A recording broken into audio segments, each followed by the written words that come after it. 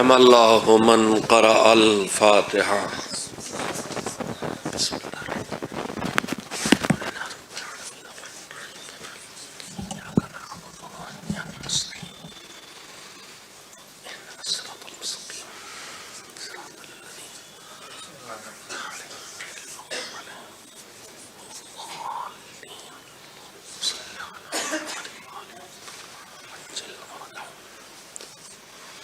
أعوذ بالله من الشيطان اللعين الرجيم. بسم الله الرحمن الرحيم. الحمد لله رب العالمين والعاقبة للمتقين والجنة للمؤمنين والنار للملحدين، والصلاة والسلام على سيد الأنبياء والمرسلين سيدنا ونبينا وشفيعنا أبي القاسم محمد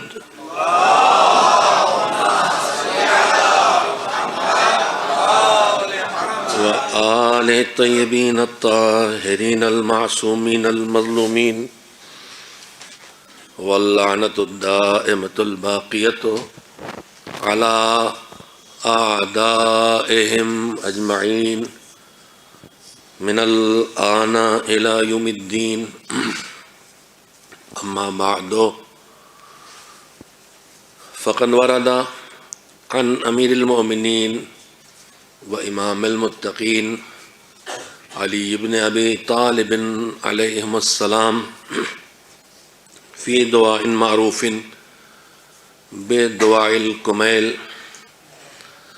يا ربي يا ربي يا رب، أسألك بحقك وقدسك وعظم صفاتك وأسمائك أن تجعل أوقاتي من الليل والنهار بذكرك معمورا، وفي خدمتك موصولا، وعمالي عندك مقبولا. صلوات بجے محمد و آل محمد.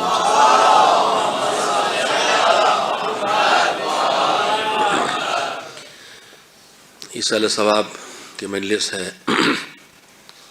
بانی تنظیم سربراہ تحریک دیداری کے چھوٹے بھائی حکیم مولانا غلام باقر علیہ الرحمہ، جو اپنے برادر بزرگوار کے پوری طرح سے ہم فکر بھی تھے اور ان کی تحریک کو آگے بڑھانے کے لیے اپنی سطح پر زندگی بھر کوششیں کیں، جس کا سب سے بڑا نمونہ بارہ بنکی میں مولانا غلام عسکری حال ہے اور اس کی آبادی ہے اس کے ارد گرد کی. انہی کے فرزند ہمارے چھوٹے بھائی باقر عسکری مرحوم، جنہیں دنیا زیادہ تر میثم رضوی کے نام سے جانتی ہے، ان کے ایصال ثواب کی مجلس ہے. ان کے بھائیوں نے رکھی ہے، ان کے خانوادے نے رکھی ہے. میرے پیش نظر آج کی شب چونکہ شب جمعہ ہے اور آج کی شب استغفار کی شب ہے، اپنے گناہوں سے اللہ کی بارگاہ میں چھٹکارا حاصل کرنے کی شب ہے، اور نیکیاں کر کے اپنے ابھی ہم نے بچے جو بیان کر رہے تھے نماز مغربین کے بعد ایک سلسلہ ہے جامعہ امامیہ کا تربیت کا، اس میں شب جمعہ کے لیے بچوں نے بتایا کہ شب جمعہ کی نیکیاں روایت پڑھی کم از کم دوہری ہو جاتی ہیں ہر نیکی، اور اسی طرح سے ہر گناہ اگر شب جمعہ کیا جائے تو جو اس کی تباہی ہے، وہی گناہ اگر شب جمعہ ہوگا تو اس کی تباہی کم از کم 2 گنا ہو جائے گی. پروردگار عالم نے ہمارے ہدایت کے لیے مکمل انتظام کیا جس کا نام دین ہے. پھر ہماری فلاح کے لیے، یعنی دنیا میں بھی ہم کامیاب رہیں، ناکامی کا منہ نہ دیکھیں، اور آخرت میں بھی کامیاب رہیں، اس کے لیے پورا نظام بنایا ہے جس پر عمل دنیا کی آخری کامیابی تک پہنچاتا ہے، چاہے وقتی طور پر انسان نقصانات اٹھاتا رہے، اور کبھی کبھی وہ وقت بھی آتا ہے کہ دنیا کا نقصان اٹھا کے آخرت کو بچانا ہوتا ہے۔ اور سرور کائنات حضرت محمد مصطفیٰ صلی اللہ علیہ وسلم کا ارشاد ہے کہ تمہارا دین اور تمہاری دنیا، تمہاری آخرت اور تمہاری دنیا ساتھ ساتھ چلیں گے، لیکن کہیں کہیں یہ آپس میں ٹکرائیں گے، اور اب اس وقت کسی ایک کو اپنانا پڑے گا، ایک کو چھوڑنا پڑے گا۔ تو حضور کہتے ہیں میں اس وقت صرف آخرت کو پسند کروں گا، دنیا چھوڑوں گا، آخرت کو نہیں چھوڑوں گا۔ البتہ ان کی عظمتیں بہت زیادہ، اس سے تو ہماری بات ہے، ہمارے لیول کی بات ہے جو فرمائی حضور نے۔ ان کی عظمت تو یہ ہے کہ انہیں پورا اختیار دیا گیا اللہ کی طرف سے، اور جبریل آئے کہ آپ رسول ہیں، آپ اس کے حبیب ہیں، آپ کی منزلتیں ہیں، آپ کے مرتبے ہیں اس کے پاس، وہ سب برقرار رہیں گے، چاہے آپ بادشاہ بن کے رسالت کریں اور چاہے بندہ بن کے رسالت کریں۔ دنیا کی حکومت، یہ کیا بجنے لگا بھیا؟ صلوات بھیجیں محمد علیہ۔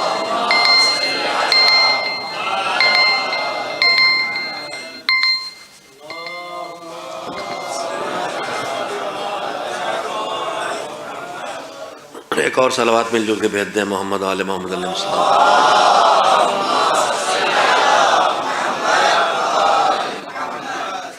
تو آپ نے پسند فرمایا، اختیار تھا، چاہے جناب سلیمان جیسے بادشاہ بن کے، حاکم بن کے، اور دنیا کی حکومت نہیں تھی، ان کی حکومت دنیا کے اقتدار سے بہت بڑی تھی، لیکن ہمارے حضور نے کہا کہ ہم کو تو بندگی چاہیے، ہمیں حکومت نہیں چاہیے۔ تو ہمارے درمیان ہماری زندگی میں دنیا اور آخرت جب ٹکرائیں، یا دین و دنیا دونوں لفظ ایک ہی ہیں، چاہے دین و دنیا ٹکرائے چاہے آخرت و دنیا ٹکرائے، تو اس وقت حضور نے فرمایا ہے صلی اللہ علیہ وآلہ وسلم کہ اب یہ وقت ہے کہ جب دنیا کا نقصان اٹھا لیا جائے مگر آخرت کا نقصان نہ ہونے دیا جائے۔ تو مالک ہمیں نقصانات سے بچا کے فائدوں تک پہنچانا چاہتا ہے، دنیا میں بھی آخرت میں بھی، لیکن جب دنیا اور آخرت کے معاملات ٹکراتے ہیں تو پھر دنیا کا نقصان اٹھا کے آخرت کے نقصان سے بچنا ہوتا ہے۔ میں نے گزارش اس لیے کی کہ انہی وسیلوں میں کہ جو ہم اپنے بگاڑے کو اسی دنیا میں بنا سکتے ہیں، یہ بھی دین کی رحمتوں کے علاوہ کہیں دیکھنے کو نہیں ملے گا کہ ہمارا جتنا زندگی کا حصہ پیچھے گزر گیا ہے اب اسے ہم بدل نہیں سکتے۔ ہم نے 10 سال نہ پڑھ کے گزارے ہیں تو وہ 10 سال علم کے نہیں بنا سکتے۔ 10 سال ہم نے بدمعاشی میں گزاری ہے تب ان 10 برسوں کو ہم اپنے ہاتھوں نیکی سے بدل نہیں سکتے۔ شاید میری مثال غلط ہو گئی ہو، لیکن یہ کریم پروردگار ہے کہ جس نے اپنی رحمت اتنی وسیع رکھی ہے کہ آدمی اپنے مستقبل ہی کو سنوار نہیں سکتا، اپنے ماضی کو بھی سدھار سکتا ہے، اور ماضی کا سدھار بھی اگر اچھے طریقے سے کر دے تو اس کریم کے کرم کی انتہا یہ ہے کہ وہ سیئات کو حسنات سے بدل دیتا ہے۔ تو ان گنجائشوں میں گنجائش دعا کی ہے۔ آج شب جمعہ ہے، میں نے سوچا اگرچہ اس موضوع پر بہت گفتگو ہوتی ہے ہمارے معاشرے میں، لیکن پھر بھی ہمیشہ یاد دلانے اور دہرانے اور بتانے کی ضرورت برقرار رہتی ہے۔ خطیب اعظم تابہ سراہی کا جملہ ہے اپنے مخاطبین سے جو اس وقت سامنے بیٹھے اور پوری طرح سمجھدار ہیں، وہ ہر بات انکساری کے ساتھ کہتے تھے۔ کوئی واقعہ سناتے تھے تو کہہ دیتے تھے آپ کا ہزاروں بار کا سنا ہوا واقعہ ہے۔ ہمیشہ کبھی انہوں نے کہیں سے تعلی نہیں کی اپنے وجود میں، کہیں سے غلو ان کے ہاں خود پرستی نہیں تھی، خود ستائی نہیں تھی، تکبر نہیں تھا، غرور نہیں تھا، صرف انکسار ہی انکسار تھا، تواضع ہی تواضع تھی۔ البتہ جہاں اللہ نے کہا ہے غرور، وہاں ان کے یہاں بھی بڑا سخت غرور تھا. اور وہ جگہ کہاں تھی؟ جہاں دولت پہ غرور ہو، جہاں اقتدار پہ غرور ہو، جہاں خاندان پہ غرور ہو. تو اب یہاں حکم یہ ہے کہ اس مغرور کے ساتھ انکساری کام نہیں کرے گی اور ایٹھے گا، اس مغرور کے ساتھ غرور ہی کرنا ہے. یہی ڈیوٹی اس وقت ہے. ان کی انکساری تھی اور انتہائی درجہ کی انکساری تھی ان کی. مجلسوں میں بھی جملے بار بار ان کے اس طرح کے سامنے آتے تھے. انہوں نے خود دعا کے موضوع پر بہت گفتگو کی ہے، اور جن جن مجلسوں میں ان کا تذکرہ ہے، کبھی میں نے اپنی جوانی میں ان کی ہر مجلس کو سننے کی کوشش کی ہے، لیکن اب دوبارہ سنتا ہوں تو ایسا لگتا ہے جیسے پہلی بار سن رہا ہوں. میں مثال تو نہیں کہنا چاہتا، بات تو منسال کی صحیح نہیں ہے، لیکن جیسے ہر دور میں دعا پڑھیے تو اس دور کا آدمی اس دعا سے اپنے نتائج نکالتا ہے. حدیث پڑھیے تو اس دور کا آدمی اپنے اعتبار سے نتائج نکالتا ہے. قرآن پڑھیے تو اس دور کا آدمی اپنے اعتبار سے نجات راہ نکالتا ہے. 50 سال 40 سال پہلے کی ان کی تقریریں دیکھ کے آج کے حالات کے تقاضے بھی اس سے پورے ہوتے ہیں. یہ صرف اللہ کی بندگی کا نتیجہ تھا جو انہیں منہاج نصیب ہوا تھا، فرقان نصیب ہوا تھا. تقوی فرقان لاتا، انہیں فرقان حاصل ہو گیا تھا.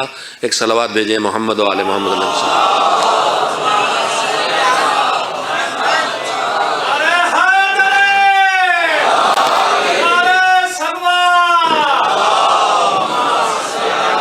انہوں نے اس ہندوستان میں مذہب کے بہت سے وہ حصے جن سے ہم محروم ہو چکے تھے، جو زیادہ زیادہ علماء کی سطح پہ جانے جاتے تھے، جیسے تقلید، جیسے خمس، تقریباً اس طرح سے دعاؤں کے خزانے کی صورتحال.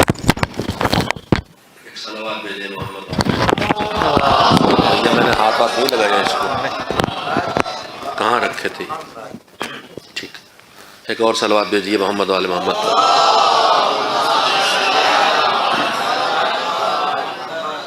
وہ اپنے زمانے سے آگے چلنے والوں میں تھے. میں نے ان کے ہاتھ میں مفاتیح اس وقت دیکھی ہے جب مجھے ان کی مفاتیح دیکھ کے شوق ہوا. تو مجھے ہندوستان میں نہیں ملی تو ایک مرحوم ہو گئے ہمارے بہت سینئر تھے، مولانا محمد علی صاحب، ضلع مئو سے تعلق تھا، ولید پور سے، بانی تنظیم ہی کے وہ در اہل بیت پہ لائے ہوئے اور پڑھائے ہوئے تھے. وہ اس زمانے قوم میں تھے تو میں نے ان سے فرمائش کر کے مفاتیح منگائی تھی. یعنی اس وقت تک مفاتیح بھی نہیں پہچانی جاتی تھی. ہمارے پاس دعائیں دو چیزیں تھیں، وظائف الابرار اور تحفۃ العوام. مگر اس وظائف الابرار اور تحفۃ العوام میں سے بھی ہم پوری طرح واقف نہیں تھے. ہماری قوم میں ہم اس میں سے بہت سی چیزیں ہمارے معاشرے میں رائج تھیں اور بہت سی چیزیں بالکل پہچانی ہی نہیں جاتی تھیں. انہی میں ایک دعائے کمیل تھی. دعائے کمیل میں نے بچپن سے بانی تنظیم سے سنی. زیارت عاشوراء جب سے میرا شعور ہے تب سے میں نے دیکھا کہ وہ صبح پابندی سے پڑھتے تھے. اور یہ ہماری بد نصیبی کے علاوہ کیا ہے کہ جو ہمیشہ زیارت عاشوراء پڑھے صبح، اور جو الہی عظم البلا سے صبح کا آغاز کرے اور صحن کے نیچے کھڑا ہو کے ٹوپی ہاتھ میں لے کے بھیک جیسے مانگتے ویسے مانگے. میں نے سنایا تھا آپ کو جملہ، ورلڈ فیڈریشن کے بانی ملا اصغر مرحوم جو خود واقعہ پڑھے لکھے عالم تھے، 5-6 زبانوں میں مقرر تھے، انہوں نے مجھ سے جملہ کہا تھا کہ مانا پتہ نہیں آپ کے مامو جان ہاتھ پہ ٹوپی لے کے جو مانگ لیتے تھے ان کو مل جاتا تھا. تو انہوں نے دعاؤں کا تعارف بھی کرایا. لیکن ہم ایک مزاج ہے ہمارا کہ ہر چیز جو پہلے آتی ہے وہ ہمیں اجنبی لگتی ہے اور ہم اسے ناگوار محسوس کرتے ہیں اور آسانی سے قبول نہیں کرتے، بعد میں دھیرے دھیرے قبول کرتے ہیں. جب دعائے کمیل معاشرے میں رائج ہوئی، ایک طرف بانی تنظیم تھے اور دوسری طرف انقلاب اسلامی تھا، جس نے ایران کے اندر جو کچھ تھا وہ دھیرے دھیرے ویڈیو اور آڈیو اور ریڈیو اور ٹی وی کے ذریعے پہنچایا. ہمارے معاشرے میں دعائے کمیل کے اوپر زور دیا جانے لگا تو حسب عادت وہ ذاکرین جن کی روزی فرضی جمرہ تیار کر کے اس کے پر کنکریاں مارنے سے چلتی ہے، ہمیشہ ان کو ایک جمرہ چاہیے جس پر کنکری ماریں. جب کوئی پرانا ہو جاتا ہے تو نیا بناتے ہیں، پرانے کے نقطے ختم ہو گئے، اب نیا بناؤ، اس کے خلاف بولو، روزی چلاؤ، ممبر کا خوب بیجا استعمال کرو جواب دینا ہوگا کل دیکھا جائے گا۔ اسی وقت یہ ممبر سے آواز اٹھی اور بحث شروع کی گئی، جیسے الزام لگا غلام عسکری پر عزاداری کے مخالف ہیں، چونکہ انہوں نے نماز کی بات کی، روزے کی بات کی، خمس کی بات کی، زکوٰۃ کی بات کی، عمل کی بات کی، اور جملے کہتے تھے کہ میں اب ممبر سے خیبر و خندق نہیں پڑھوں گا۔ اس کا یہ مطلب نہیں تھا کہ وہ فضیلتیں پڑھنا چھوڑ رہے تھے، اس کا مطلب یہ تھا کہ اب آپ کو بہت ہی سب سنا چکا ہوں، اب وہ سناؤں گا جو آپ کی ضرورت ہے، اور وہ عمل تھا اسی حکم قرآنی پر کہ قوا انفسکم واہلیکم نارا، اپنے آپ کو اور اپنے گھر والوں کو جہنم کی آگ سے بچاؤ۔ اور یہ حکم سارے انسانوں کو نہیں، سارے مسلمانوں کو نہیں، یا ایھا الذین آمنو کہہ کے یعنی صرف اور صرف علی والوں کو حکم ہے، علی والوں کے لیے خطرہ ہے، اور سب کے لیے خطرہ نہیں ہے، کنفرم معاملات ہیں، خطرہ انہی کے لیے۔ تو اس کو انہوں نے ہدف بنایا زندگی کا اور پورا دین پہنچانے کی کوشش کی، ان کے مخالفتیں ہوئیں۔ انہوں نے اول وقت نماز، نماز جماعت، نماز کی اہمیت، قضا کرنے کی خرابیاں، خمس نہ دینے کے نقصانات، یہ سب چیزیں جب پڑھنا شروع کی تو اس وقت کے ایک معروف خطیب نے ان سے جملہ کہا تھا کہ آپ ہمارے پیٹ پہ لات مار رہے ہیں۔ اب میں یہ سب باتیں اس لیے دہراتا ہوں کہ نسلوں کو معلوم ہونا چاہیے۔ اور شدید مخالفت ہوئی، اور یہ پھر بیجا بحثیں شروع ہو گئیں، عزاداری اور نماز۔ دسیوں بار اس موضوع پہ آپ کے سامنے گفتگو کر چکا، اب نہیں دہراؤں گا۔ انہی بحثوں میں ایک بحث یہ بھی کھڑی کی گئی، جیسے ہی دعائے کمیل کا تعارف کرایا گیا ویسے ہی جھگڑا کھڑا کر دیا گیا حدیث قصہ سے دعائے کمیل کا، کہ حدیث قصہ مٹانے کی مہم چلی ہے۔ میں مناسب تو نہیں ہے لیکن سورہ منافقون کی آیت ضرور ہے، کانہم خشب مسندہ یحسبون کل صیحۃ علیہم، جو دیوار سے سوکھی لکڑیاں لگا کے کھڑی کر دی جاتی ہیں سوکھنے کے لیے، ویسے ہیں، اور ہر آواز اپنے خلاف سمجھتے ہیں۔ ایک بڑا حصہ اس طرح کا ہے، آپ کچھ کہیے، محاورہ پرانا ہے کہ نشیب میں پانی جائے گا۔ اب نشیب میں جائے تو چپکے سے پی جائے، شور کرنے کی ضرورت ہے کہ پتہ چل جائے پانی کہاں مرا۔ تو شور ہنگامہ حدیث کے ساتھ مٹانے کے لیے دعائے کمیل آئی ہے، اور حدیث کا مقابلے میں آئی ہے۔ کیسی باتیں ہیں یہ؟ دعائے کمیل حدیث کے ساتھ کوئی ٹکراؤ ہے؟ حدیث کے ساتھ دعائے کمیل کا کوئی مقابلہ ہے؟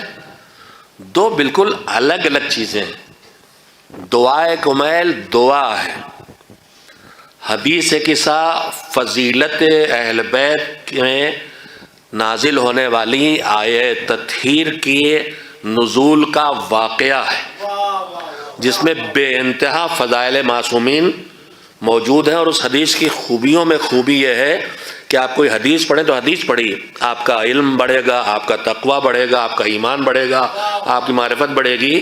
مگر یہ حدیث قصہ وہ بافضیلت حدیث ہے کہ ہم تذکرہ کرتے ہیں اس کا، اور استغفار ہمارے لیے کرتے ہیں ملائکہ، اور آپ فضیلتیں سامنے پڑھتے ہیں۔ اور یہ سب بانی تنظیم کی باتیں میں جو دہرا رہا ہوں۔ تو میرے عزیزو، کوئی ٹکراؤ نہیں ہے۔ میں پھر ذرا وضاحت کروں، مردہ جنازے نہ اکھاڑے جائیں تو مجھے بھی نہ بولنا پڑے، مگر ہو کیا رہا ہے؟ حدیث کے ساتھ دعائے کمیل ٹکراؤ۔ میں پھر وہی عرض کروں گا، جیسے عزاداری اور نماز کا ٹکراؤ کیا گیا، نماز ان فرائض میں ہے جس کا وقت معین ہے، عزاداری ان واجبات، فرائض، مستحبات، آداب، ذریعہ زندگی، ذریعہ حیات، وہ ہے جس کا اللہ نے کوئی وقت معین رکھا ہی نہیں، جب چاہو وہی اس کا وقت ہے۔ ویسے دعائے کمیل جو وارد ہوئی ہے وہ شب جمعہ اور شب نیمہ شعبان کے لیے آئی ہے۔ حدیث کے ساتھ جب چاہو پڑھو، آپ اسے شب جمعہ سے مخصوص کر کے کیوں اپنے ثواب کو کم کر رہے ہیں؟ جب آپ پہ کوئی مصیبت کھڑی ہو آپ حدیث قصہ پڑھیے، فرشتے آپ کے لیے دعا کریں، بیماروں کو اس کے ذریعے نجات ملے، استغفار فرشتے آپ کے لیے کریں۔ تو آپ عادتیں ڈال کے جو اللہ نے بغیر حدوں کے بنا کے دی ہے آپ کو چیز، اسے حدوں والا کیوں بنا رہے ہیں؟ دعائے کمل حدیث قصہ میں کوئی ٹکراؤ نہیں، پہلی بات۔ اور دوسری بات یہ ہے اگر دونوں پڑھی جائیں تو کتنے گھنٹے لگ جائیں گے زندگی میں؟ حدیث قصہ پڑھنے میرے خیال سے 7-8 منٹ سے زیادہ درکار نہیں ہوتے۔ دعائے کمیل پڑھنے میں 20 منٹ 25 منٹ لگتے ہیں، 30 منٹ لگتے ہیں، جو سلو پڑھتا تھوڑا زیادہ لگے گا۔ لیکن کون سا ٹکراؤ ہے؟ آپ تھوڑا سا اپنا وقت دیجیے۔ ہم کب کہہ رہے ہیں آپ حدیث قصہ ہٹا کے دعائے کمیل لائیے، مگر یہ ضرور ہے کہ حدیث قصہ کو شب جمعہ سے محدود نہ کیجیے۔ منتیں آپ مانتی ہیں، کہانیاں میری بہنیں مانتی ہیں، تو سب سے اچھی دو، ایک معجزہ ہے جو حضرت زہرا سلام اللہ علیہ کا، جو تنزیل الکاتب کے نصاب میں منظوم بھی قیس جمگوئی پوری مرحوم کا موجود ہے، جو یہودی نے بلایا، آپ تشریف لے گئیں اور جو واقعہ ہوا، سب بے ہوش ہوئے، مرے، دعا کی، ہوش میں آئے، اٹھے، زندہ ہوئے، اسلام لائے، ایک وہ ہے، مگر اس میں صرف فضیلت کا تذکرہ ہے۔ حدیث کے ساتھ اس فضیلت کا تذکرہ ہے کہ جس کے بعد ملائکہ آ جاتے ہیں ہمارے لیے، کبھی استغفار کرنے کے لیے، کبھی دعا دینے کے لیے، مختلف چیزیں، باتیں جو آخر میں حدیث کے ساتھ موجود ہیں، ان کی تفصیل نہیں جانا چاہتا۔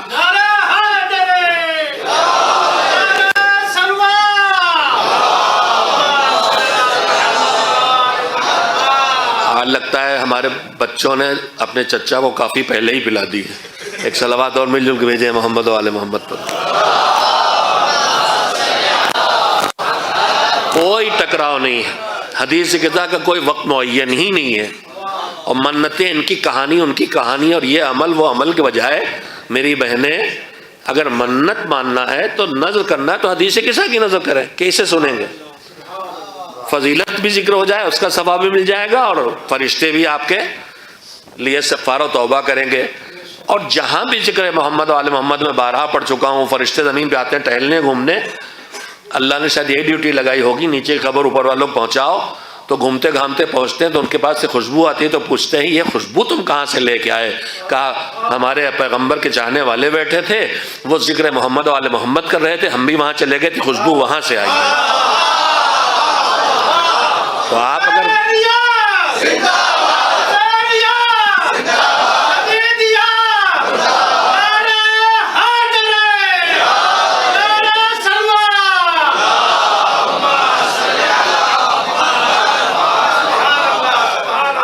وہ ایک کیا محاورہ ہے کہ زور بیاں اور زیادہ، کیا مصرع کہتے ہیں؟ اللہ کرے زور بیاں اور زیادہ۔ ابھی رباس صاحب کے لیے کوئی مصرع کہا جانا چاہیے، ایک صلوات مل جل کے بھیجیں محمد والے محمد۔ پورے نظام دین میں جو ٹکراؤ کی بات کرے وہ اسلام کو سمجھا نہیں ہے، اور ٹکراؤ کی بات کر کے اعتراض اس مولوی پہ نہیں کر رہا جس کو نشانہ بنایا، وہ اعتراض اللہ پہ کر رہا ہے۔ اس نے ایسا نظام بنایا ہی نہیں ہے جس میں کہیں سے کوئی ٹکراؤ ہو۔ واجبات رکھے ہیں تو واجبات بھی روک دیتا ہے کرنے سے جب نقصان پہنچانے والے بن جائیں۔ بارہا پڑھ چکا کہ وہ مذہب کتنا مشکل آسان ہے کہ جو اپنے احکام بدل دیتا ہے۔ کہا نماز واجب ہے لیکن پلیٹ فارم پہ نماز پڑھو گے تو ابھی جلا دیے جاؤ گے، تو اب نماز پڑھنا حرام ہے تمہارے اوپر۔ روزہ واجب ہے لیکن اگر روزہ رکھو گے تو بیمار شدید ہو جاؤ گے، البتہ وہ والا بیمار نہیں جس کے لیے مولانا ابن علی صاحب نے دعا کروائی تھی۔ وہ کون سے مصرے ان کے خطا نامدار سلمون ہے، جب اس وقت بچے تھے، جشن سیمی میں پڑھی تھی نا، کیا مصرع تھا؟ ہاں، ترک تعلق روزوں سے اور عید کی پوری تیاری، آخر میں کیا پورے 11 مہینے پوری صحت، 1 مہینہ بیماری، وہ والی بیماری نہیں، واقعی بیماری۔ تو اللہ اپنے احکام بدل دیتا۔ اب اس سے زیادہ سہولت کیا چاہیے؟ دین کو سمجھنے کی ضرورت ہے، اور یہ پہچان بنانے کی ضرورت ہے کہ رسم کیا ہے اور دین کیا ہے۔ اس وقت رسمیں دین بن کے اتنا ہمارے اندر آ گئی ہیں کہ ہماری ساری صلاحیت انہی میں لگی جاتی ہے۔ میں بار بار پڑھ چکا ہوں، پھر پڑھوں گا، نتیجہ یہ ہے کہ یہ واجبات چھوٹتے ہیں یا مستحبات چھوٹتے ہیں۔ اور افسوسناک پہلو یہ ہے کہ علماء کے گروپ میں جا کے یہ باتیں کیجئے تو لوگ لڑنے پہ تیار ہو جاتے ہیں، علمی بحث، علمی گفتگو کرنے پہ تیار نہیں ہوتے۔ خیر، مختلف باتیں ہیں۔ اچھے کام کرنا اپنی جگہ ہے، مومن کو کھانا کھلانا اپنی جگہ ہے، بالکل ثواب، ہر وقت ثواب، جب کھلائیں تب ثواب، بھرے پیٹ کو کھلانا بھی ثواب۔ لیکن کسی خاص تاریخ کو معین کر لینا اس کے لیے، یہ سوچ کے کہ اللہ کی طرف سے ہے، دین کی طرف سے ہے، یہ پھر وہ عمومی حکم نہیں رہ جاتا، یہ خصوصی بن جاتا کہ آج کی تاریخ، آج کے دن، آج یہ کرنا ہے، اور اللہ نے معین نہیں کیا ہے۔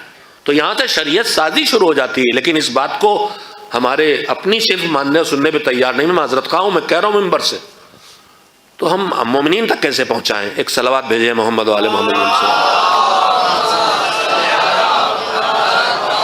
اکثر واٹس ایپ، اس پہ فیس بک وغیرہ بھی یہ بھی لکھا ملتا کہ آپ ہی ایک قابل پیدا ہوئے، بھیا میں قابل نہیں پیدا ہوا ہوں، مجھے اپنے موت کا خیال آ گیا ہے، مجھے نہیں معلوم کس وقت یہ ڈنٹھل جو ہے جس سے یہ پکا درخت پودا پھل لٹکا ہے کب ٹوٹ کے گر جائے، لہذا مجھے موت کی فکر ہو گئی، اس لیے میں چاہتا ہوں کہ جو میں اپنے بگاڑے کو جتنا بنا سکتا ہوں اتنا بنا لے جاؤں، میری نیکیاں پچھلے گناہوں کا کفارہ بن جائیں شاید اسی کے ذریعے، جن کے دل دکھائے ہیں ان کے دلوں کو اللہ راضی کر دے، جن کا حق میرے پاس خدا نہ کرے کسی طرح آ گیا ہے اللہ اس حق کو بھی معاف کروا دے کسی صورت، اس کریم کے مخلوق کی خدمت کرتے رہیں گے تو کریم ہماری کوتاہیوں کا تدارک کچھ نہ کچھ نکال کے دے دے گا۔ ایک صلوات بھیجیں محمد و آل محمد علیہ السلام۔ دعا کے موضوع پہ میں نے بات شروع کی تھی، چند باتیں جن کی طرف توجہ دلانا چاہتا ہوں۔ دیکھیے مختلف چیزیں آداب دعا ہیں، سلیقہ دعا ہے، موانع قبولیت دعا ہے، استجابت دعا میں معاون چیزیں کیا ہیں، یہ سارے موضوعات ہیں جن پر ہمارے بچوں کو افاضل کو اپنے سیمیناروں میں اور روزمرہ کی گفتگو میں اس کو شامل کرنا چاہیے۔ مولانا فیروز علی صاحب انشاءاللہ اس کو بھی شامل کر لیں گے۔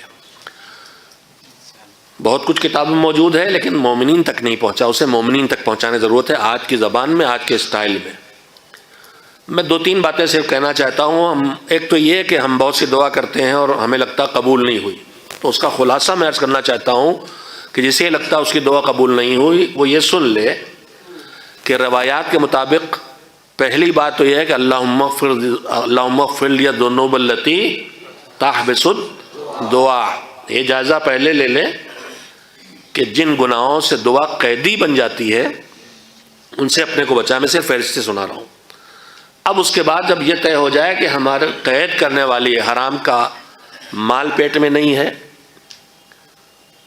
مومن کا کینہ دل میں نہیں ہے، یہ سب شرطیں جب پوری کر لیں گے اب قبولیت کی راہ پہ رکاوٹیں ہم نے حتی الامکان دور کی۔ اب پہنچے تو وہاں تک، اب جب پہنچتی ہے تو ہم جو بھی مانگتے ہیں اپنے لیے بھلا سمجھ کے مانگتے ہیں۔ میں اگر آپ سے کہوں ذرا پانی دیجیے تو میرے خیال میں میرا پانی مجھے نقصان نہیں کرے گا، تبھی تو مانگ رہا ہوں، میں زہر تو نہیں مانگوں گا آپ سے۔ تو ہم آپ اللہ سے جو مانگتے ہیں، بیٹا مانگے، بیٹی مانگے، صحت مانگے، پیسہ مانگے، روزگار مانگے، جو بھی مانگتے ہیں اس لیے مانگتے ہیں کہ ہمیں لگتا ہے یہ ہمارے لیے اچھا ہے۔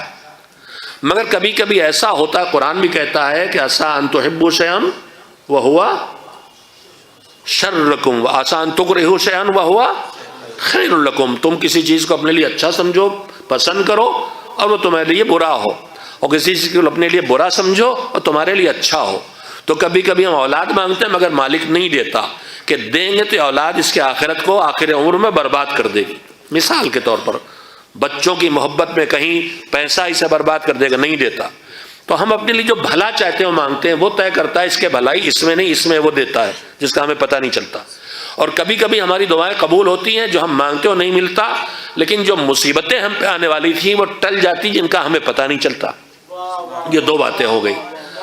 تیسری بات جو اور قابل توجہ ہے، بانی تنظیمی کی مجلس سے سنی ہوئی ہے، یاد آ گئی سر ممبر، ہم آپ کبھی کبھی بچہ جو گود میں لیتے ہیں تتلا تتلا کے بولتا ہے، پیاری پیاری میٹھی میٹھی باتیں کرتا ہے۔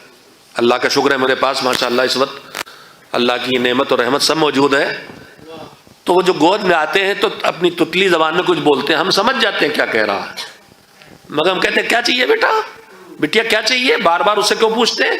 اس لیے مجھے اس کی میٹھی میٹھی آواز، میٹھا میٹھا لہجہ، تتلی زبان اچھی لگتی ہے، میں اسے بار بار سننا چاہتا ہوں۔ تو پروردگار کو کبھی کبھی مومن کا مانگنا اچھا لگتا ہے، اس لیے نہیں دیتا ہے تاکہ اس بندے پر محبت کرتا ہے۔ ایک صلوات بھیجے محمد و آل محمد۔ تو دو تین باتیں میں نے کہہ دی، کبھی دیر لگاتا ہے، ہم بھی دیر لگا کے کیا دیتے ہیں، وہی جو پہلی بار مانگنے پہ دے دیتے ہیں، لیکن وہ جب دیر لگاتا ہے دینے میں تو پھر وہی نہیں دیتا جتنا مانگا ہے، پھر اتنا دیتا ہے جس ہمیں پتہ بھی نہیں چل پائے کہ اتنا دے دیا۔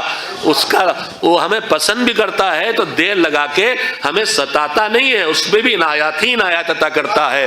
اور اگر دنیا میں ہمیں کچھ نہ دے تو آخرت میں اتنا دے گا اس دعا کے مقابلے جو قبول نہیں ہوئی ہے کہ بندہ تمنا کرے گا آخرت میں آنے کے بعد ہاتھوں میں نام عمل کہ کاش دنیا میں میری کوئی دعا قبول نہ ہوئی ہوتی۔ تو دو چار دعائیں قبول نہ ہو تو خوش ہوئیے کہ انشاءاللہ آخرت میں اتنا ملنے والا ہے کہ ہم اس میں مسرور ہوں گے اور ہماری وہاں کی ضرورت پوری ہوگی۔ دنیا میں نہیں ہوا، نہیں ہوا، وقتی معاملہ ہے، کٹ جائے گا، یا ہم نہ رہیں گے یا نعمت نہ رہے گی، لیکن آخرت میں جو ملے گا وہ ہم بھی ہمیشہ رہنے والے ہیں، وہ نعمت بھی ہمارے پاس ہمیشہ رہنے والی ہے۔ صلوات بھیجے محمد و آل محمد کو۔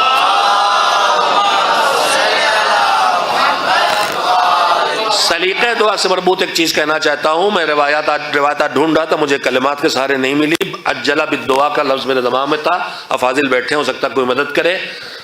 حضور سرور کائنات حضرت محمد مصطفیٰ صلی اللہ علیہ وسلم کی سیرت میں یا ان کے جانشینوں کی سیرت میں، شاید حضوری کی سیرت میں، ایک شخص آیا اور مسجد میں آ کے سیدھے دعا شروع کر دی، جو چاہیے مانگنا شروع کر دیا، تو فرمایا کہ جلدی کر گیا، جلدی کر گیا۔ کیا کرنا چاہیے تھا؟ کہ سب سے پہلے جب آدمی دعا کے لیے حاضر ہو تو حمد و ثنا الہی کرے، اللہ کی حمد و ثنا کرے ان عظمتوں پر جو اس میں ہیں، پھر اس کی نعمتوں کو یاد کر کے شکر کرے، اپنے گناہوں کو یاد کر کے استغفار کرے، پھر محمد و آل محمد علیہ السلام پر نزول رحمت کی دعا کرے، یعنی صلوات بھیجے۔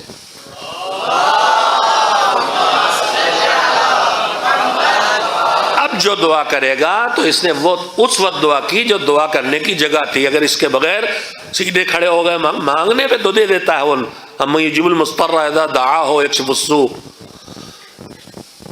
ایک جملہ یہیں پہ کہنا چاہتا ہوں، معصومین سے اتنی دعائیں وارد ہوئی ہیں ہر موقع کے لیے کہ ہمیں دعا سازی کی ضرورت نہیں ہے۔ ہمارے درمیان اس وقت تعقیبات نماز پڑھنے والے اور مکبرین کرام ہر جگہ بستیوں موجود ہیں، جبکہ تمام مراجع کا میرے خیال میں یہ متفقہ فتویٰ ہے کہ اقامت خود امام جماعت کہے یہ بہتر ہے، لیکن زمینداری کے طور سے چلا آ رہا ہے کہ امام صاحب امام ہیں، مکبر مؤذن الگ سے نوکر رکھا جائے گا، لہذا پیچھے کھڑے ہو جاتے ہیں اور غلط سلط اقامت کہہ کے کڑھاتے رہتے ہیں۔ امام جماعت کو اقامت کہنے دینا چاہیے، آپ کا کام نہیں ہے، اس کا کام ہے۔ جب وہ قد قامت الصلاۃ کہے تب آپ اٹھ کے کھڑے ہو۔ خیر، تو اسی طرح سے دعائیں جس کو جو یاد ہے، چاہے وہ جس موقع کے لیے آئی ہو، وہ پڑھے دے رہا ہے۔ مجھ سے ایک بات کہتا ہوں، یہ امن یجیب المضطر اذا دعاہ یکشف السوء، یہ کوئی دعا ہے کیا؟ اس کو پڑھ کے آدمی چپ ہو جائے 5 بار اور 7 بار؟ یہ دعا کرنے کے لیے اس کو پکار رہے ہیں۔ قرآن مجید کی آیت ہے، اللہ کہتا ہے کون ہے کہ جب کوئی مضطر، بے پریشان حال، بے کس و بے بس انسان پکارے، چاہے نہ پکارے، نہیں جانتا، مجیب المضطر، مضطر پہ لبیک کہتا، اس نے پکارا تو کہتا ہاں بندے میں ہوں۔ امن یجیب المضطر اذا دعاہ، جب اس کو پکارتا ہے مضطر بے چین، جس کا بیٹا بستر مرگ پہ تڑپ رہا ہے، ڈاکٹر ہار چکے ہیں، جس کا باپ آنکھیں بند کیے گش میں پڑا ہے، کوما میں جا چکا، ڈاکٹر ہار چکے ہیں، اب اس کے پاس کچھ نہیں بچا، بس یہی بچا ہے کہ مضطر ہے اور اللہ ہے۔ اما یجیب المضطر اذا دعاہ، جب مضطر اس کو پکارے تو جواب کون دیتا اس کے اللہ کے علاوہ؟ اور کون سوء، برائی، خرابی، بیماری، تکلیف، نقصان سے کو ختم کرتا ہے؟ تو یہ تو آیت ہے اس لیے کہ آپ یہ پکار کے مالک کو ان لفظوں میں اب دعا کریں۔ ہمارے یہاں نماز و برائج ہو گیا، کوئی صاحب یہی پڑھوا رہے ہیں، کوئی صاحب ان کو یاد ہو گئی اللہم ادخل علی القبور السرور سال بھر پڑھ رہے رمضان کی دعا۔ کیا روزانہ کی دعائیں نہیں آپ کے پاس؟ تو میں اپنے معاشرے سے جو سن رہے ہیں، جو میرے بھائی میری بیٹیاں سن رہی، ان سے کہنا چاہتا ہوں دعا سازی نہ کیجئے اور دعاؤں کے لیے آپ وقت معین نہ کیجئے، مفاتیح ہاتھ میں اٹھائیے، اتنی آپ کے لیے زندگی گزارنے کے لیے کافی ہے۔ میں بھی اس سے آگے آج تک نہ بڑھ سکا، اقبال کا حوالہ ضرور پڑھا مگر اقبال کی دعائیں پڑھنے کی نوبت نہ آئی، پوری مفاتیح کی دعا بھی آج تک نہ پڑھ سکا ہوں، شاید میرے خیال میں آج تک پورے صحیفہ کاملہ کی دعائیں بھی نہیں پڑھ سکا ہوں۔ آپ سے کہتا ہوں، میں بھی عمر جباچی اللہ سے کہتا ہوں مجھے اتنی توفیق دو، مسلسل دعا کرتا ہوں کہ مجھے صحیفہ کاملہ سے وابستہ رکھ، مجھے نہج البلاغہ سے وابستہ رکھ، اور مجھے قرآن کریم سے وابستہ رکھ، اور دامن اہل بیت سے وابستہ رکھ۔ ایک صلوات بھیجے محمد و آل محمد پر۔ تو سلیقہ دعا یہ ہوا، یہ آداب دعا کا ایک حصہ ہوا، ایک سلیقہ دعا ہے۔ بس بات ختم کروں، سلیقہ دعا بھی بڑی چیز ہے، کیا مانگے کیا نہ مانگے۔ خانہ کعبہ کے پاس ایک صاحب بیٹھے ہوئے مار دعا لگائے تھے، اللہم انی اسألک الصبر، اللہم انی اسألک الصبر۔ چوتھے امام وہاں سے گزرے، فرمایا تو نزول بلا کی دعا کر رہا ہے، صبر تبھی تو ملے گا جب مصیبت آئے، صبر دے معلوم، ارے کاہے پہ صبر دے بھائی؟ تو امام نے کہا تو نزول بلا کی دعا کر رہا، اس نے کہا پھر صبر نہ مانگوں تو کیا مانگوں؟ کہا عافیت مانگو، اللہم انی اسألک العافیہ۔ ایک صلوات بھیجے محمد و آل محمد علیہ وسلم۔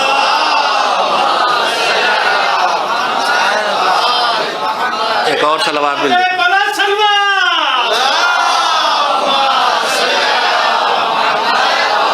آپ اپنے پیچھے والوں سے کہتے ہیں صلوات بھیجنے کے لیے، آگے والوں سے کہتے ہی نہیں۔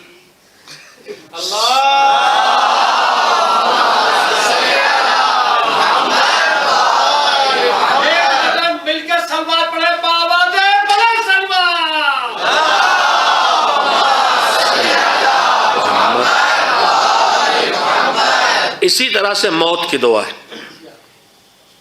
موت کی بھی دعا نہیں ہے، اس نہیں میں ایک استثناء ہے، سلیقہ دعا کی بات کر رہا ہوں، وہ بھی چوتھے امام علیہ السلام سے میری یادداشت میں ان کی سیرت کا ہے کہ کوئی شخص اپنے موت کی دعا کر رہا تھا، چوتھے امام، چھٹے امام، پانچویں امام، فرق نہیں پڑتا، کلنا محمد۔ میں بار بار کہتا ہوں، میں اپنے ذہن پر بہت بوجھ نہیں ڈالتا کس امام نے فرمایا، اس لیے کہ امام صادق کہہ گئے کہ ہم میں سے جب تمہیں اطمینان ہو جائے ہم میں سے کسی نے کہا ہے، اور یہ نہ خیال رہ جائے کہ ہم میں سے کس نے کہا ہے، تو تم کہہ سکتے ہو قال رسول اللہ، اس لیے ہم اپنی طرف سے کبھی کچھ کہتے ہی نہیں، ہم جو کہتے ہیں اسی کی بات کہتے ہیں۔ امام کی خدمت میں، چھٹے امام کی خدمت میں شخص آیا، کہنے لگے یہ کچھ قابلیت پیش کی جو ہمارے درمیان، آپ کی کیا رائے اس سلسلے میں؟ ہمارے درمیان بہت آتے ہیں، مولانا آپ کی کیا رائے اس میں؟ تو امام نے کہا میں، چھوڑو تم کیا کہتے ہو میں کیا کہتا ہوں، یہ کون سی بحث؟ ہم تو وہی کہتے ہیں جو رسول کہتے ہیں، جو اللہ کہتا ہے، تو میری آپ کی رائے کیا ہے؟ میری اوقات کیا ہے؟ میں خالی ڈھونڈوں کہ دین مجھ سے کیا کہہ رہا، مذہب مجھ سے کیا کہہ رہا، قرآن مجھ سے کیا کہہ رہا، نجم البلاغہ مجھ سے کیا کہہ رہی، صحیفہ کاملہ مجھ سے کیا کہہ رہے، اہل بیت مجھ سے کیا کہہ رہے، میری کیا رائے ہوتی؟ پوچھنا تو یہ پوچھیے کہ آپ نے سمجھا کیا ہے اس سے، وہ بتائیے، تو ایک بات بھی ہوتی۔ میری رائے کی کوئی اوقات نہیں ہے، میں نے سمجھا کیا ہے وہ آپ مجھ سے پوچھ سکتے ہیں، میں آپ سے پوچھ سکتا ہوں۔ ایک صلوات بھیجے محمد علیہ محمد۔ یہ وہ والی صلوات ہے جو بہت ضعیف ہو گئے تھے، نادرت الزمن مولانا ابن حسن علی اللہ مقامہ، تو ہر جملے پہ صلوات بھیجواتے تھے۔ اب سنا ہے میں نے، سچا ہے کہ نہیں معلوم، مجھے معلوم ہے تاجر کا شہر ہے بمبئی، وہاں وہ مجلس پڑھنے گئے، سنا ہے مجھے نہیں پتا حقیقت ہے کہ بنایا ہوا، تو مجلس پڑھ چکے تو کچھ حساب کر کے لوگ لائے کہ آج آپ نے اتنے منٹ تقریر کی ہے اور اتنی دیر صلوات بھجوائی، لہذا آپ کا حساب اتنا بنتا ہے۔ ایک صلوات بھیجے محمد والے محمد۔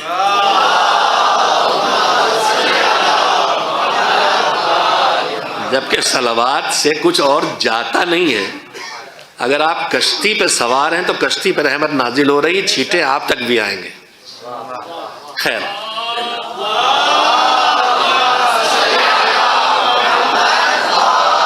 تو سنائی چکا ہوں کہ بآواز بلند صلوات کا ثواب، وہ فرشتے جو کیلکولیٹر صاحب تھے، 1000 ہاتھ، 1000 پنجے، 1000 انگلی، اور سب حساب، بارش کہاں، قطرے کہاں، کتنے سمندر، کتنے دریا کا سب جوڑ لوں گا، مگر آپ کے چاہنے میں بھلے جمع ہو کے بیٹھ جائیں اور پھر آپ پہ صلوات بھیجیں تو اس کا حساب میں نہیں لگا پاتا ہے۔ تو آپ سن ہی چکے ہیں۔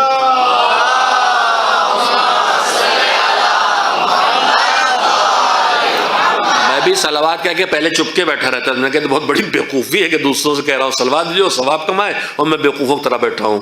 یہ خطبہ اور شعراء اکثر ہم میں سے یہ لوگ کرتے ہیں۔ آپ صلوات بھجوائیے تو خود بھی شامل ہو جائیے اس ثواب میں۔ ایک صلوات مل جو لے بھیجے محمد و آل محمد علیہ وسلم۔ ایک صاحب موت کی دعا فرما رہے تھے، اب جس امام کا بھی ارشاد ہو، میری یادداشت میں چوتھے امام یا چھٹے امام، اور زیادہ گمان غالب یہ ہے چوتھے امام، موت کی دعا فرما رہے تھے۔ امام نے فرمایا کہ اچھا موت کی دعا کر رہے ہو، کیا پوری تیاری کر لی تم نے؟ نہیں تیاری نہیں کی، پھر کہیں نہیں موت مانگ رہا ہے۔ قدم قدم پہ آپ دعائیں دیکھیں گے تو طول عمر کی دعا ہے، کہیں اکثر جگہوں پہ مطلق طول عمر کی دعا ہے، اور کہیں کہیں طول عمر کی دعا کے ساتھ یہ شرط بھی لگی ہے کہ تیری اطاعت میں۔ رمضان المبارک کی دعاؤں میں مجھے اس وقت جملہ شاید ذہن میں نہیں آ رہا ہے، رمضان المبارک کی دعا میں جو روزانہ شب میں پڑھنے کی دعا، اس میں کی دعا ہے کہ تیری نہیں وہ الگ ہے بیٹا، وہ الگ ہے، مکارم الاخلاق الگ ہے، وہ الگ ہے. رمضان المبارک کی دعا مفاتی کے شروع میں ہے، میری یاد تھی اس وقت دماغ میں نہیں آ رہی. صلوات بھیجے محمد والوں. جس میں قید لگی ہے کہ لمبی عمر دے مگر اپنی اطاعت میں دے، ایکسٹینشن ملے تو اطاعت میں ملے. تو موت کی دعا کہیں نہیں مگر ایک جگہ موت کی دعا ہے، اور وہ مکارم الاخلاق جو بھی حیدر علی صلی اللہ علیہ وسلم فرما رہے تھے کہ میں مجلس پڑھی آپ کے سامنے، آپ بھی پڑھتے رہیں. موقع دعا مکارم الاخلاق میں سید سجاد صلوات اللہ سلام علیہ کا جملہ ہے، اللہم امرنی ما کان عمری بدلتن فی طاعتک. وہ اس وقت زندہ رکھ جب تک کہ میری عمر تیری راہ میں بزلا، بڑا مشکل کا ترجمہ کر پانا، یعنی بسہولت بآسانی تیری طاعت میں خرچ لگی رہے عمر میری. وَإِذَا كَانَ عُمْرِي مَرْتَعًا لِلشَّيْطَانِ، لیکن اگر میری زندگی شیطان کی چراگاہ، دیکھ تو اکا دکا گناہ تو ہوتے رہیں گے، لیکن اگر میری زندگی شیطان کی چراگاہ بن گئی، جہاں منہ مارے وہیں نوچ لے جائے، آنکھوں سے بھی گناہ کروا رہا، زبان سے بھی کروا رہا، دماغ سے بھی، ہر شیطان کے پوری طرح قبضے میں آ گئے سارے گناہ کر. اگر شیطان کی چراگاہ سمجھتے ہیں نا، بکریوں کو ہی لے جا چھوڑ دیے، کہیں بھی چھوڑ دیے، کسی کو جڑ سے اکھاڑ کے پھینک دیا، کسی کے کلے کھا گئی، کسی کو پھول چبا دیا، کسی کی شاخ کاٹ گئی. یہی ہوتا ہے نا چراگاہوں میں، بکری کے بجائے آپ ہاتھی لے جائیے، چراگاہ تو اس کو بھی چاہیے، پورے درخت اکھاڑ کے نوش فرما جاتے ہیں. تو چراگاہ اس کو کہتے ہیں. کہا اذا کان عمری مرتان للشیطان، اگر میری عمر شیطان کی چراگاہ بن جائے تو کیا ہے، فقبضنی الیک، اپنے پاس بلا لے، اب موت دے دے اس سے پہلے کہ دو مصیبتیں مجھ پہ آ جائیں. ان یسبق غضبک الی اور یستحکم مقتک علی، یہ اس کا الٹا ہو جملہ کچھ، یستحکم مقتک علی، مقتک یا جو جس ترتیب ہو جملے کی مجھے یاد نہیں رہ گئی، اس سے پہلے کہ تیرا غضب مجھ پر پکا ہو جائے اور تیری ناراضگی میرا رخ کر لے. اس سے پہلے کہ میری یہ پوزیشن بگڑے اتنی کہ تیری ناراضگی میرا رخ کر لے، نشانے پہ آ جاؤں تیری ناراضگی کی، اور تیرا غضب میرے اوپر پکا ہو جائے، اس سے پہلے یہ زندگی اچھی نہیں ہے، اب مجھے موت دے دے مالک. ایک صلوات بھیجے محمد وآل محمد پر. بس اب اس سے زیادہ تذکرے اس وقت نہیں کروں گا، چونکہ میثم مرحوم کی خوبیوں میں خوبی یہ بھی تھی کہ بہت باعمل، نمازی، تعقیبات کے پابند. میں نے ان کی زندگی میں تو نہیں، ان کی موت کے بعد دیکھا ان کے لیٹنے کی جگہ چھوٹی سی لائبریری بنی ہوئی تھی، جو ہم سب کا خواب ہے کہ ہر مومن کے سرانے ایک منی لائبریری ہو جس میں دین کی تمام چیزیں ہوں. اللہ ان کی مغفرت فرمائے. ہم میں سے ہر آدمی گنہگار ہوتا ہے، اور بچ جانے والوں ہی کا کام ہے کہ ان گناہوں کی بخشش کی دعا کرے. اور جو دعائیں ضرور اللہ سنتا ہے روایات کے بیان کی روشنی میں، اس میں سے ایک یہ ہے کہ جب ہم جانے والوں کی مغفرت کی دعا کریں. پروردگار تجھے محمد وآل محمد علیہ السلام کا واسطہ، ہم میں سے کوئی معصوم نہیں، غلطیاں کرتا ہے، اور آخر وقت میں ضروری نہیں ہے کہ سب غلطیوں پہ معافی حاصل کر چکا ہو. پروردگار میثم مرحوم خاص کر کے، اور جتنے ہمارے بزرگ اعزاء احباب، دوست احباب، مومنین مومنات دنیا سے چلے گئے ہیں، معبود ان کے گناہوں کی مغفرت فرما. معبود رہ جانے والوں کو ہم سب کو یہ توفیق دے کہ ہم سب سے پہلے اپنے مرحومین کے واجبات کو ادا کر سکیں، اور اس کے بعد پھر ان کے لیے ثواب کے کام زندگی بھر جاری رکھیں. بس میں بات کو یہیں ختم کرتا ہوں. بات دعا کی ہے، دعا کی بات ہے. وہ دعا کرنے والے بھی ہیں جن کی دعا کبھی رد نہیں ہوتی، مگر انہوں نے دین کے لیے کبھی کبھی دعا کے لیے اٹھے ہوئے ہاتھ گرائے. آپ سب سمجھ گئے ہوں گے، آپ سب سمجھ گئے ہوں گے میں کیا کہنا چاہتا ہوں. میں اکثر ہی مصیبت پڑھتا ہوں. حضرت زینب سلام اللہ علیہا، ان پہ بے حساب مصیبتیں پڑی ہیں. بھائی کو بچانے کے لیے اس نے گود کے پالوں کو دے دیا، علی اکبر تک کو قربان کرنے تیار ہو گئے کہ حسین بچیں گے، تھوڑی دیر بچیں گے، بچ جائے. وہ حسین بھی شہید ہو گئے نگاہوں کے سامنے، لاشا کچلا گیا. فریاد کرتی ہوئی گزر گئی. نانا رسول اللہ، آپ پہ ملائکہ سماوات درود سلام بھیجیں، آپ کا بچہ یہ دیکھیے زمین پہ ٹکڑے ٹکڑے دھول میں پٹا بے کفن پڑا. سب فریادیں کرتی رہی. جب بھیا کا لاش آپ پامال ہو رہا تھا تو تڑپ تڑپ کے کہہ رہی تھی مجھے کچھ چل ڈالو، میرے بھیا کو چھوڑ دو، مگر بہن کے سامنے بھائی کی لاش پامال ہوتی رہی. گھوڑوں کے سموں سے جسم کے ٹکڑے زمین کربلا میں تقسیم ہوتے رہے، ہڈیاں ٹوٹنے کی آوازیں آتی رہی، سید سجاد بھی صبر کیے کھڑے ہیں، زینب بھی تڑپ رہی ہے صبر کیے کھڑی، بد دعا کے لیے ہاتھ نہیں اٹھائے۔ مصیبتوں میں مصیبتیں گزری، بے گور و کفن لاشوں کو چھوڑ کے چلی گئی، بد دعا کے لیے ہاتھ نہیں اٹھائے۔ کوفے میں جا کے ان کو جگانے کے لیے وہ کلمات ضرور کہیں جن کی شکل بد دعا کی بنتی ہے، اور پیشنگوئیاں بھی کی ہیں، اور انہیں میں یہ بھی تھا کہ قیدک وسع سایک، جتنی مکاریاں کرنا ہے امیر وقت کر لے، اور جتنی چالیں چلنا ہے چل لے، فاللہ لا یمحو ذکرنا، لیکن قسم اللہ کی قسم تو ہمارے ذکر کو مٹا نہیں سکتا۔ یہ زینب جیسی بامعرفت کے علاوہ کوئی نہیں کہہ سکتا، جس کے ظاہری حالات یہ ہیں کہ سب کے کٹے سر ساتھ ساتھ چل رہے، سروں پہ چادریں نہیں، بازووں بعد میں برسن بندی ہے، ایک بیٹا بھرپور طریقے سے قیدی بنا کے چلایا جا رہا، اور بار بار اس کے قتل کا حکم ہو رہا۔ اس وقت یقین سوائے زینب جیسی صاحب معرفت کو عالمۃ غیر معلمہ کی سند جسے امام معصوم سے ملی کوئی نہیں، بد دعا نہیں کی، بد دعا نہیں کی۔ مگر جب یہ لٹا قافلہ شام کی باریک تنگ گلیوں سے آئینے لگا کے سجا کے بیبیوں گزارا گیا تاکہ بیبیاں چاروں طرف نگاہیں ان کی پڑے تو خود کو دیکھیں اور تماشائی دیکھیں، اس بے چینی کے ساتھ وہاں سے بھی لے کے نکل آئیں۔ دربار یزید پہ آگے روک دیا گیا، کیوں؟ دربار سج جائے تو لے چلیں گے۔ اب وہ وقت آیا کہ جب دربار سج گیا، نکلا چلو، کہا ہم نہ جائیں گے، ننگے سر ہم چلے آئے کربلا، کوفہ، شام کا بازار، اب ہم ننگے سر نہ جائیں گے، آگے بڑھا نہیں، چلنا پڑے گا۔ تازہ نہیں لیا، وہی تازیانہ تو ملے جائے گا۔ اب جلال آیا علی کی بیٹی کو، ایک بار آواز دی، تم نے میرے بھیا عباس کے بازو کاٹے، اب بکر کلیجے میں برچھی ماری، میرا بھیا حسین کو مارا، ایک بچہ اسے قیدی بنا کے لایا، ہمیں مجبور سمجھا؟ مجبور نہیں ہے، ہم مجبور نہیں ہیں۔ اس سیدہ کی بیٹی نے ہاتھ پھیلا دیے دعا کے لیے، جس کے بال پہلے سے بکھرے تھے۔ وہ سیدہ جس نے دروازے کے پیچھے سے خالی یہ کہا تھا خلو ابو الحسن، چھوڑو ابو الحسن کو ورنہ بال بکھرا دوں گی، بال بکھرائے نہیں تھے، صحن خانہ میں کھڑی تھی، زمین پر سے دیواریں اڑ گئی تھی، مسجد الحرام مسجد النبی کو گھبرا کے ظالموں کو علی کو چھوڑنا پڑا تھا۔ اسی سیدہ کی بیٹی ہے، بال بکھرے ہیں، پورا وجود خاک آلود ہے، اللہ کی اطاعت کرتی ہوئی، مصیبتیں جھیلتی ہوئی، ان حالات میں نماز شب پڑھتی ہوئی زینب اللہ کے ہاتھ میں ہاتھ اٹھا بارگاہ میں ہاتھ اٹھانے والی ہے۔ ام کلثوم، رباب، سکینہ، آؤ، میں بد دعا کروں تباہ ہو جائے، ہم نہ جائیں گے۔ اب یہ وقت تھا جب سید الصابرین کا وہاں وقت آیا، ایک مرتبہ زنجیروں کے کھلکنے کی آواز، سمجھ گئی ماں بہت کچھ کہہ رہا ہے، مڑی کیا ہے بیٹا؟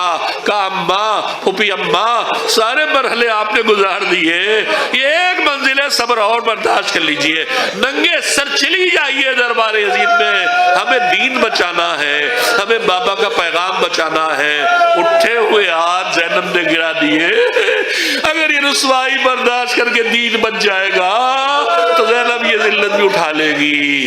بیویوں، سروں پہ ردا ڈال لو تاکہ زینب تمہیں دعا دے، دل نہ دکھے اس کا۔ علی کے غلاموں، حسین کے چاہنے والوں، علی اکبر کے غلاموں، تلاوت قرآن کرو جو نوگے نیزہ پہ کر کے گئے، صبح کی نماز نہ قضا کرو جس کے لیے اذان علی اکبر دے کے گئے ہیں، مل کے آؤ، کربلا کے پیغام کو گھروں میں پھیلاؤ، معاشرے میں لاؤ تاکہ وہ لشکر کے سپاہی تیار ہو جائیں جس کا انتظار حسین کا وارث کر رہا ہے کہ وہ آ جائیں، جو ہمارے ساتھ ویسے چلے جیسے کربلا والے تھے، جیسے ہارون مکی تھے۔ اللہ ہم سب کو توفیق دے کہ ہم اپنی ساری کوتاہیوں کے باوجود ان کے ناصروں میں شامل ہو سکے۔ ہمارے جو چلے گئے ان پر رحمت نازل فرما، ان کی مغفرت فرما، جو موجود ہیں اور بیمار، ہم سب جسمانی، ذہنی، قلبی بیماری، روحانی بیماریوں کے شکار ہے، پروردگار ہمیں نجات دے۔